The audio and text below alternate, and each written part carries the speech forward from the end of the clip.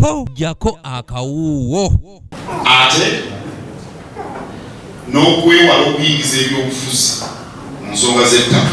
Olunaku olwaleero Katikkiro wa Buganda Charles Peter Mayiga tukiza enkola y'oluwalo ng'amagombolola okuva e Mawogola, Busiro wamu ne Kyaggwe baguze certificate za Buganda za bukadde obusobye mu 13.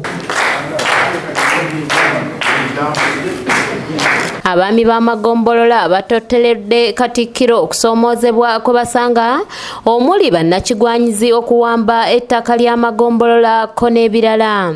Sebo tukuwaale nti ebibira byaffe ebyomusisa byonna bigenze sebo.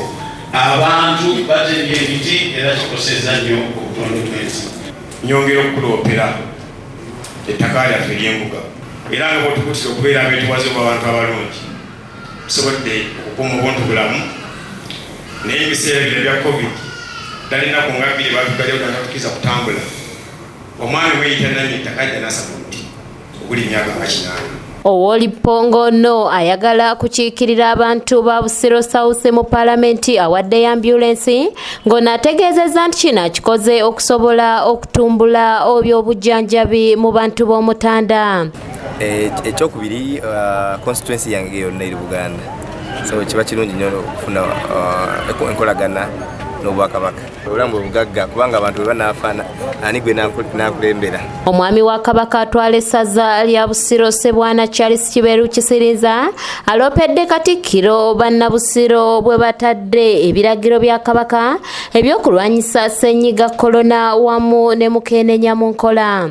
Kutambuza n'abaami ku ntebe wansi batambudde enju mu nju nga bakkiriza abantu ba Ssaabasajja Kabaka okwekuuma obulwadde bwa covid, okubeera nga bagondera amateeka ga Ministry of Health agatunataasa obulwadde buno n'okusobola okukubiriza abaami okwekereza okuba abasawo okwekereza endwadde zinamutta. Wano Minisita omubeezi wa gavumenti ez'ebitundu mu Buganda Joseph Kawuki yennyamidde olw'ebitongole bye by'okwerinda okuwamba n'okwonoona embuga z'amagombolola.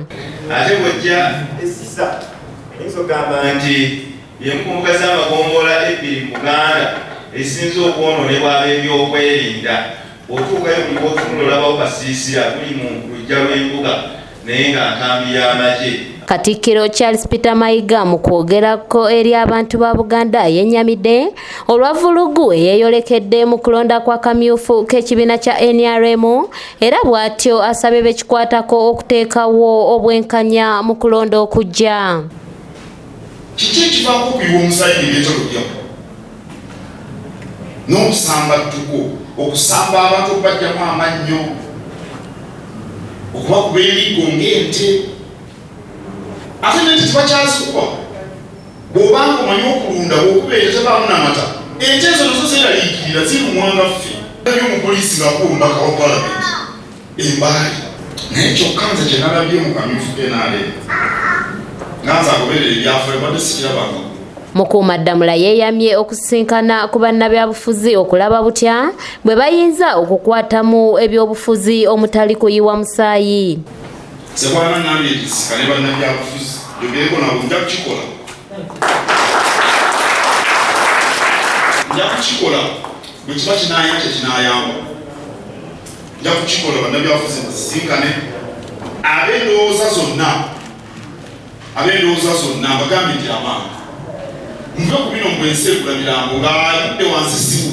Mayiga asinzidde wano n'ajjukiza gavumenti engeri y'okukwatamu ensonga z'ettaka okwewala endooliito.